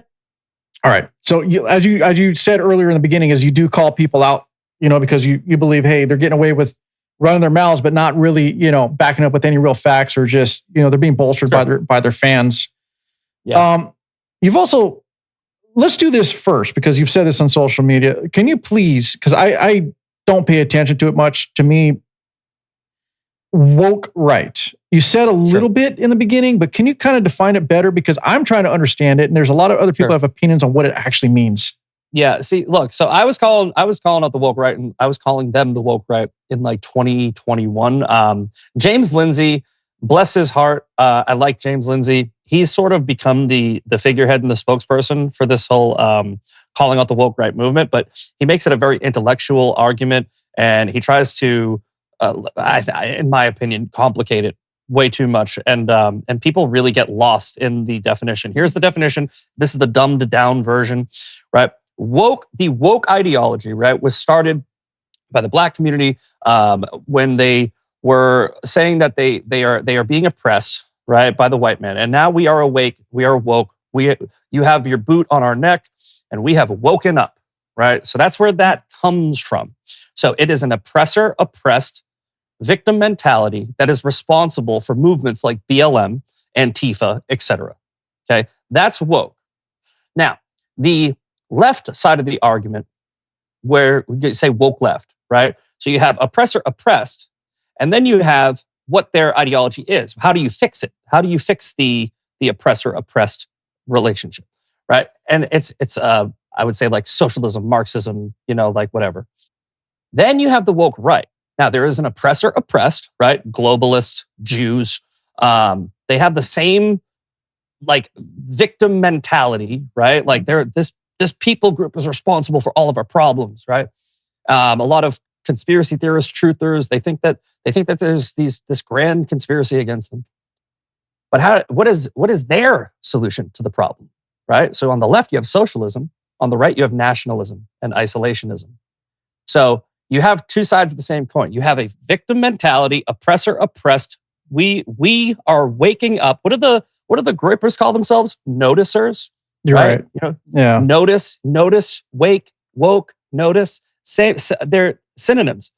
So woke right essentially means an oppressed group of people that wants to fix the dynamic by being isolationists or nationalists. Right? They basically have decided we are oppressed by insert here. Usually it's the Jews. Usually it's the globalists. And the way to fix this problem is nationalism, right? Or Christian nationalism, freaking whatever. It's the same exact thing the left says. The left says we need to get rid of capitalism. We need to redistribute wealth. We need to have reparations, et cetera, et cetera.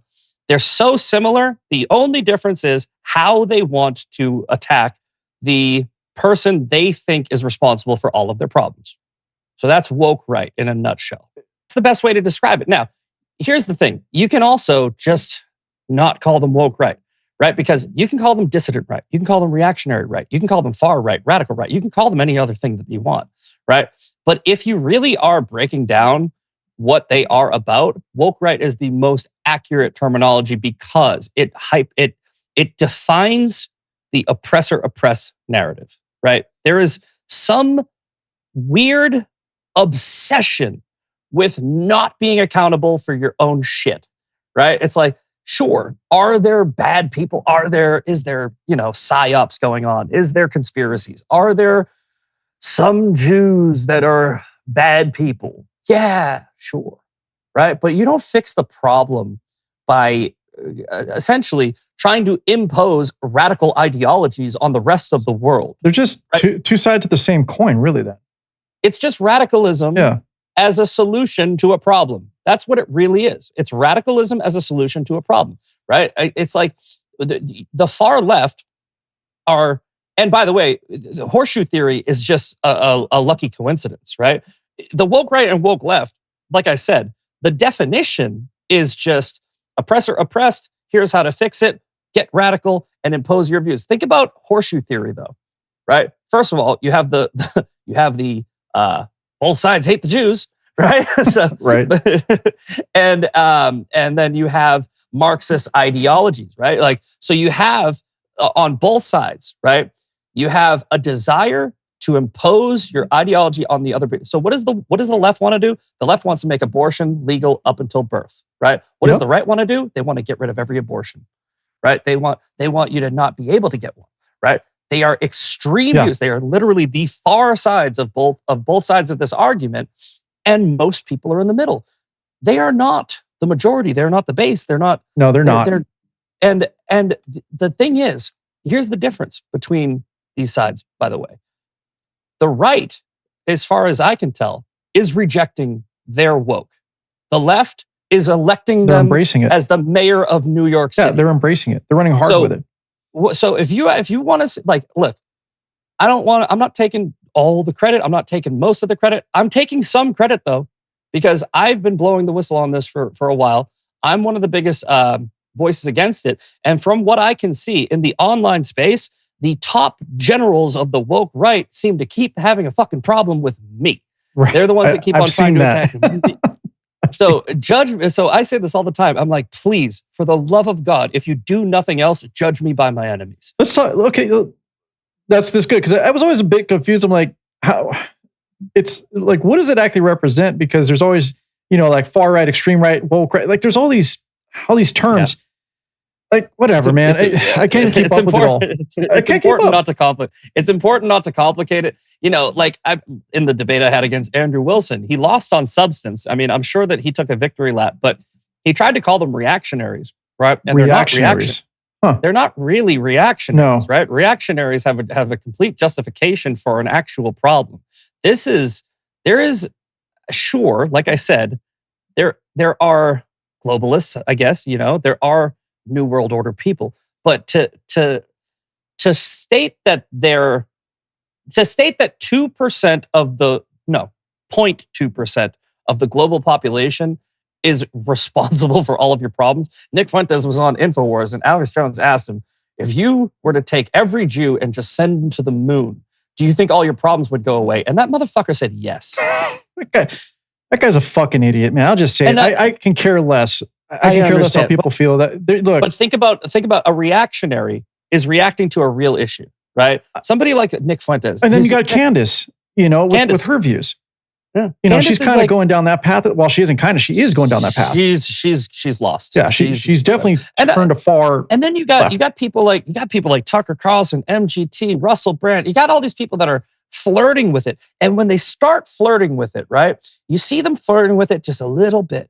Right? They creep out a little bit and they go, actually, you really do have a valid argument about the money that we send to Israel. And then it gets a little bit more and a little bit more. And then they start getting a little bit more conspiratorial. And then it's like, you can just see the progression. And then all of a sudden, boom. Yeah, right? they spiral. They spiral. And it's like, I'm telling you, Charlie Kirk said it really well, right? Anti-Semitism is brain rot, right? It really is. It's like, and then they're like, I'm not anti-Semitic. Yes, you are. Let's say anti-Zionism then. Anti-Zionism is brain rot, because I can say this 1,000 times, and I'm sorry to keep repeating myself, but repetition is how you get through to dumb people. I'm not talking to you, talking to maybe somebody who's watching. 2.2 fucking % of the global population is not responsible for your fucking problems. It's a retarded statement. I agree. That is the dumbest thing I have ever heard. What about? But they're disproportionate in the tech industry. Yeah. I know. All right. So what? The 25% of billionaires are Jewish. Okay, they're good with money. Chinese people are good with math. Black people are good at basketball. Who cares? It's a stereotype. It's not a conspiracy, it's a stereotype. Yeah. And there's a reason for it. And the reason is because after some dickhead in a funny mustache tried to exterminate them, when they got expelled to America, they started getting into industries at the perfect time before they blew up. They got into the tech industry, they got into the Hollywood industry, the film industry, and because of their religion and their faith and how they're family oriented, they created generational wealth and handed it down to their children. And because they didn't trust anybody, because again, somebody tried to fucking exterminate them, they kept it very tight knit and they don't allow other people in. They are an exclusionary religion now because of how many people that have tried to fucking kill them. But there's many cultures who do that. Like I can just talk about people from India because I've done a lot of business with them in the entertainment industry, for example. And there's a lot of that going on. As far as concerts with artists coming in and they're doing these big arena shows, and I've got to know them, and their families will do this. Like you see them buy a gas station or hotel. Well, that individual gets that funding, but guess what the entire family does? The entire family works it. They build up one, and then they buy another as a family. We don't do that. What about Greeks? Greeks do the same thing. You're right. I'm just saying, other cultures do that. So let's move off of let's move off of the woke, right? Because well-defined, thank you. But what do you think of what's going on? Because you do identify as MAGA. What's up with all this infighting? And then let's also talk about people like Laura Loomer, for example. Yeah. And I know you've had some opinions on her. I'll just give you the floor and let you go because I'm so back and forth with. I hate this is why I hate Laura. I hate Laura because I like Laura, right? I hate her because I like her. Every once in a while, I'll be like scrolling and I'm like, fuck. Right. It's like I almost hate that she gets it right because here's the thing. Again, right? I am completely objective when it comes to calling people out. I don't really, if my best friend said something stupid, I would comment under it, right? So I don't have this thing that other people have where it's like tribalism, where you're like, oh, this person that follows these people that follow me said something stupid. I don't want to say anything because I don't want my friends to get mad at me for calling out their friends, right? So with Laura Loomer, I called her out for the things that she did wrong, right? What she did was she said that Joe Biden was going into hospice, Jimmy Carter was dead. She doxes people that are, anti-Trump. She goes in, she calls it investigative journalism. Every time somebody comes against Trump, she tries to find out what their fucking family does for a living. And then she floods their inbox. It's cancel culture. I don't like it. It is. I do not like cancel culture. I don't like it when anyone fucking does it. I was canceled by the woke left. I've been canceled by the woke right. It is not something you guys want to go through. I have a stack of police reports from all the credible death threats I've gotten. People have showed up to my house. I've been had the cops called on me twice. They've tried to get me kicked out of this apartment. They've done some crazy shit to me. They put me on the Nextdoor app as a pedophile. When you put somebody's information on the internet and you put it out there with a negative inflection, right? Bad person, here's their name. Well, okay? you're trying to intentionally cause harm, not just to them, but their entire family, to their relationships, their job, everything. And I don't give a shit what you think about Laura Loomer. She fucking does that, and she needs to fucking stop. She does. However, like I said, this is why I hate that I like her. Right? Because she does good stuff. She puts out good information sometimes. Well, she gets some things right. And I'm going to equate that to like Alex Jones. You throw enough shit at the wall, something's going to stick. Exactly. Okay? Listen, I just did this with Sean, on my podcast with Sean. I was in that debate with Owen Schroyer. He's like, "How did Alex Jones predict 9/11?" And I'm like, "I don't fucking know." And he's like, "It's a script." I'm like, "Yeah." Or he said terrorists are going to do terrorist shit because the World Trade Centers were attacked. I thought it was a plane, by the way, but it was a bomb. He's like, they were attacked in '93. Yes. And then Osama bin Laden. Everybody knew who he was. They knew that they wanted to attack. So Alex Jones said they're going to attack the World Trade Centers, and Osama bin Laden's going to do it. But then here's what he did to frame the narrative. He said the CIA did it. Yeah, but no. You see, so he didn't necessarily technically get that whole thing right, but they believe that because he got a portion of it provably right, which is they flew planes into the World Trade Centers. True, but how much? Then they believe the whole thing, though. They believe it blindly because if you get most of something right, but then you add in a caveat and you can't prove that second part, right? People believe the whole thing. So what he does is actually dangerous because he creates these paranoid, delusional people who think that there's some person in a black hat that's going to like shoot him in the head when they walk out of their house. How much of what he gets right is due to whatever source he has where he gets this information? Because like you and I had discussed earlier, And I found out later, through some of my contacts, is like there was chatter going around in the intelligence community that this was going to happen. How do we know he just didn't get that leak didn't get that information? That's exactly what happened. Yeah. Right. But like I said, my brother called my mom the night before. So they knew. Like the government knew. And the government, this is the other thing about these people. Some people act like the government is supposed to tell you when something bad is going to happen. No, that would create mass hysteria. Yeah. Right. It's like, no, like they did this with Trump. Trump was like, there was supposedly a threat and attack, and the media was like, why didn't you tell us? He's like, fuck it, you guys would have lost your shit. And he was honest about it. True, no other president has ever come out and said, yeah, I held that from you because I didn't want you to freak out. So again, Alex probably has some good context. This is exactly what Laura Loomer does. Laura Loomer does not do journalism. Laura Loomer has a group of simps that do journalism, and they send it to her inbox, and then she just reads it and then drops it on her platform, right? And I'm sure that she does her own research a little bit, but for the most part, I think what Alex Jones has is he has the same thing. He has a network, right? When you have a network, when you're a social media influencer, are you really doing journalism, or are you the anchor that's reporting the story that your journalist gave to you? Well, that's okay. And that's been my argument against guys like, Chris Cuomo, people from that era. They're just talking heads. They're reading off a fucking teleprompter. They haven't been relevant journalists in years. Well, look at what Alex Jones's show is, right? So look, let me do this. I'm going to do Alex Jones's show, InfoWars. This is what he does. Let me give you the camera shot here. Here, I got a tweet here. This is what this tweet says. I got a tweet here. This is what this tweet says. I got a tweet here. It's like, that's all he's doing. He's an anchor. He's a news anchor. That's like, he's not a fucking, and he's not a mentalist, right? He didn't I think that I think he's probably good at connecting the dots. You know what I mean? I think, so that's what I was about to say. I think that I'm really good at that too. I think that I have a lot of critical thinking skills. I'm able to, see things that may or may not be happening. I mean, I basically predicted that the Zohan guy was going to win the New York City election hours before it happened. I'm like, maybe he's going to win because, I mean, honestly, I think that New York might be better off for it. I think that it's a taste of their own medicine. Hold on, look, let me explain this. Sure, right? Please. There is also a very real possibility that it starts the downfall of America.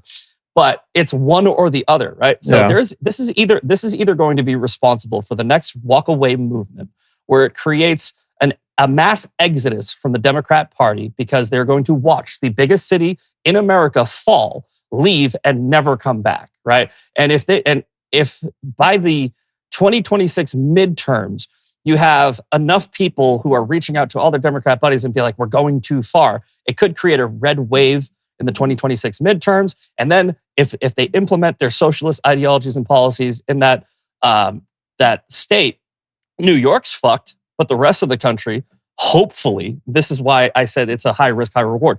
Hopefully, we view it as a learning moment instead of embracing it.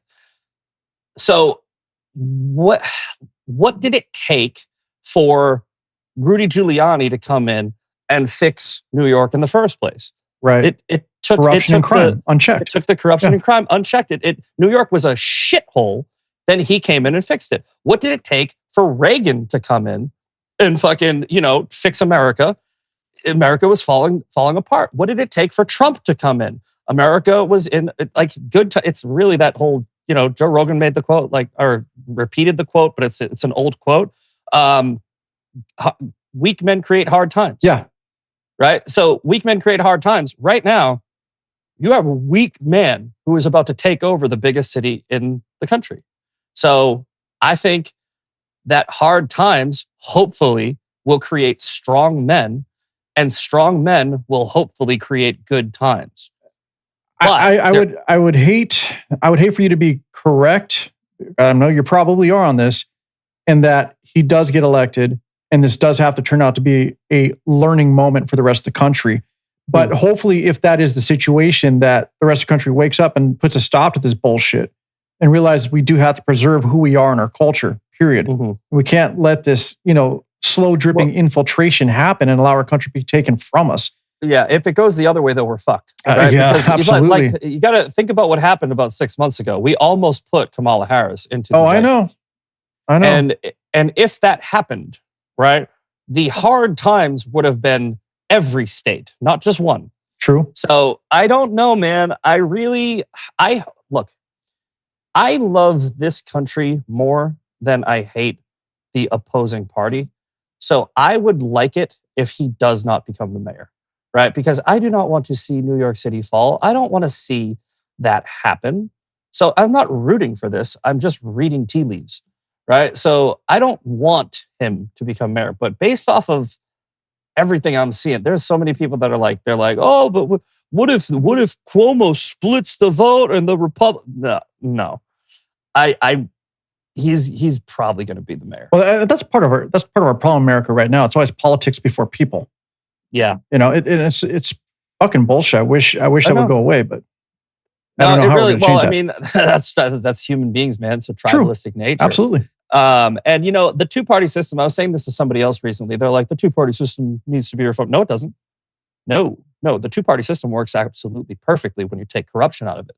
Right? The two-party system, the system that we have in place is a near perfect system. It's just been abused, right? The system itself is not the problem. It's the people that are abusing it, right? So take money out of politics and get back to for the people, by the people.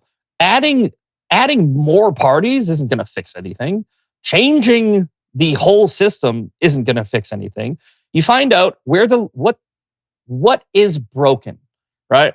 Well, what's broken is we have public servants that make more than the people they serve. We have public servants that are incentivized to be corrupt. We have foreign lobbies in our country. We have domestic lobbies in our system. So I've said this to so many people. I just did an interview with the guy who's running John Goodman, who's running for Senate in Illinois. And I told him, I go, when you get in there, this is what I want you to do. I want you to propose this, right? You get no secondary income in Congress. None. Not $1 fucking above your salary. I don't care what you set your salary at. Set it at $500,000 if you want, but you don't get $1 over it, right? No book deals, no speaking events, no stock trading, no nothing, no moonlighting. That's what you get, right? And if you do that, there is no incentive. I mean, sure, there are some people who are going to be like, yeah, I'd like to make $300,000 a year for the rest of my life. But the majority of people that go into Congress, they go in there because of the incentives. Yeah, right? So the incentives and the connections, the power, everything that comes with it. It's all, yeah, exactly. So take that out of politics.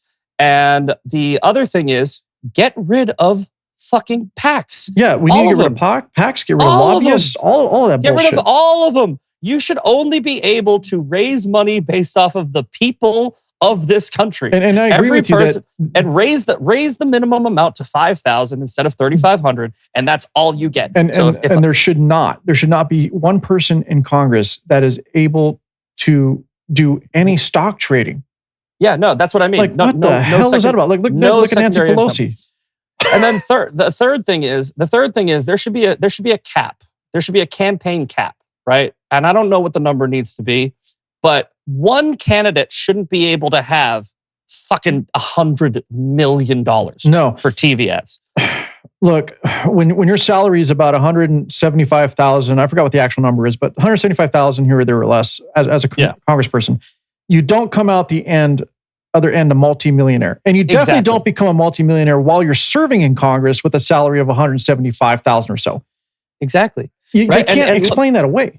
Here's the deal. If you take away the monetary incentive to be in Congress, right? Where you go in a bartender and you come out a millionaire. Oh, right? That bag of rocks. Yeah. If you take that away, right? You're only going to have two kinds of people that want to go into Congress, right? You're going to have people that really want to go in there to do the job, patriots, right? You're going to have veterans. You're going to have people that are like, I just want to go do the job because I care, right? Public servants.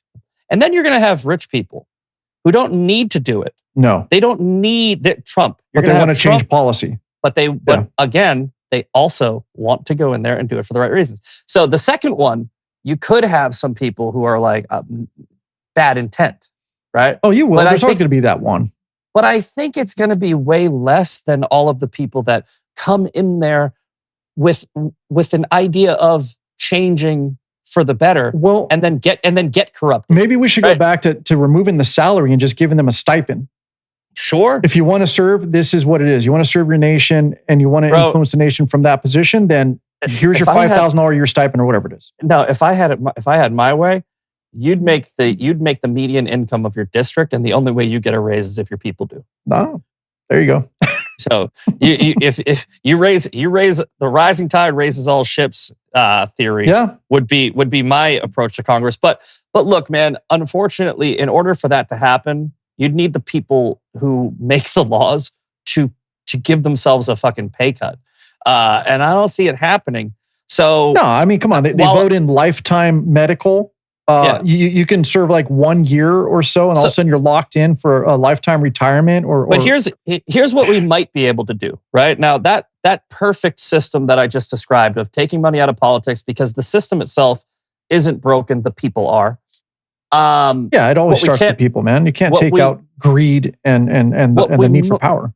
What we might be able to accomplish with good leadership, like hopefully Donald Trump will start pushing this messaging, and if enough people really push this, what we might be able to do is no secondary income, no stock trading and term limits. If you do no stock trading and term limits, that's a huge dent out of it. Well, term limits is huge, and they should have done that a long time ago.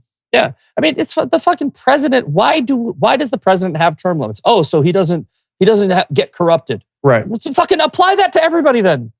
Come on, man. Look, when you're in Congress in your 30s and here you are in your 80s still trying to walk around, at what point do their peers say, "Look, it's time for you to retire"? So I have another suggestion too, and I thought of this. I thought of this a while back. And I think it's a really good system. I think that you should have term limits, you should have like a promotional system, right? So you should be able to be like a representative for like 6 years, right? Okay. So a representative for 6 years, a House member for 4 years, right? So that's 10. Then you should be able to go into the Senate for 2 terms. So what would that be? 12? Yeah. 12. Okay. So you got 6, 4, 12. That's 22 years. Okay. Then you can be vice president, right? For 4 to 8 years. And you can be president for 4 to 8 years. And so that means, right, you have 22 in Congress, 8 in vice presidency, 30 years, and 8 maximum in a presidency. The most amount of time that you can be in politics if you win every single election is 38 years. That's about how long people work in a career before they retire anyway. I like that idea. The only thing is it does remove the option for the average person who never was able to get into that to be able to run for president, for example. No. What I'm saying is you start, like, it should literally be it should work just like any other career. No, I understand what you're saying. I do. Where you would literally work yourself up through the ranks. You start as a rep. You get enough experience, then you're eligible for X. Then you're local politics. You can do whatever you want. Local politics. Local politics. No rules. I'm talking about Washington. In Washington, right? You can start off as a rep. You can start off then you can move up to a House member. You can move from a House to the Senate. You can move from the Senate to the vice presidency. You can move or just straight to the presidency. But I'm saying the maximum under this system, the most you could ever work. So you're saying if you want to enter politics and make that a career, then your max service should be around 38 years or so. Just like every other job, you start in the mailroom. Yeah. And then you get promoted to this, and then you get promoted to that. I get it, but you're not advocating for, like, let's say me or you running for president of the United States. It's just those career politicians should have a shelf life regardless. That's what I'm saying. So with the term limits, right? I think that it should be almost like a promotional role, right? Where it's like, okay, so like, and that makes a lot of sense. Be like, okay, if you've already done your 6 years, you have to go to this position, right? or you have to leave office. Right. Right. So you have to either jump up to this position, which is the only one available to you, or you're gone. And that way, it's not just a term limit, it's a congressional limit where it's like, it's not even just terms. It's like, you're fucking done. You're done. You did this. Yeah, you did your service. Thank you. Time to move on. Exactly. Awesome. All right, brother. Yeah, I was gonna say, man, we covered a lot of ground. Yeah, that was great, man. Like I said, I've been trying to get on these. I've been dealing with personal stuff, and I just got my show back this week, so I'm trying to do these interviews. So I appreciate you bringing me on. Hey, no worries. There's going to be a lot coming from this, but anyway, bottom line, thanks for coming on, man. Appreciate it. I think you and I are going to keep talking. I feel like we agree on a lot, but sure, definitely, man. And again, thank you. Appreciate it, George. Content, hold your breath and feel the tension. Devils hide behind redemption. Honesty is a one-way gate to hell.